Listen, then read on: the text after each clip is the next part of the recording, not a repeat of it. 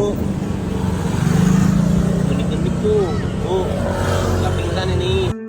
Aksi nekat ibu-ibu pura-pura pingsan di depan kantor Baim Wong demi dapat bantuan. Artis sekaligus pengusaha Baim Wong mengunggah video yang memperlihatkan ada seorang ibu-ibu yang tiba-tiba tergeletak di depan kantor Baim Wong. Ia mengunggah video tersebut dalam akun Instagram pribadinya.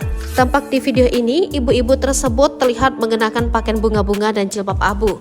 Dari pembicaraan Baim dengan security di rumahnya, awalnya ibu-ibu tersebut meminta bantuan Baim Wong. Namun tiba-tiba ibu ini pingsan saat security melarangnya untuk masuk ke dalam rumah Baim Wong. Lalu beberapa saat kemudian Baim Wong yang hendak sholat Jumat di masjid mendapati ibu-ibu ini pingsan di depan rumahnya. Baim pun sempat membangunkan ibu-ibu tersebut, namun dia curiga sang ibu tersebut hanya berpura-pura. Pasalnya matanya terlihat berkedip-kedip. Ibu-ibu ini tidak menggubris perkataan Baim hingga akhirnya suami Paula Verhoeven itu meninggalkannya lantaran akan mengikuti sholat Jumat.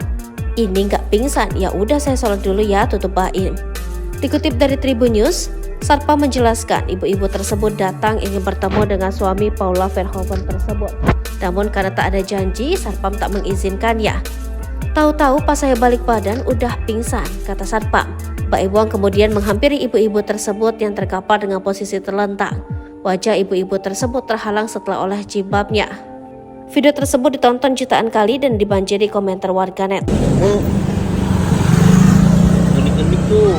Bu, nggak pingsan ini. Bu, gendik-gendik matanya. Bu, buka aja, nggak pingsan itu. Ya udah, saya sholat dulu ya. Saya sholat. Tuh, Bu.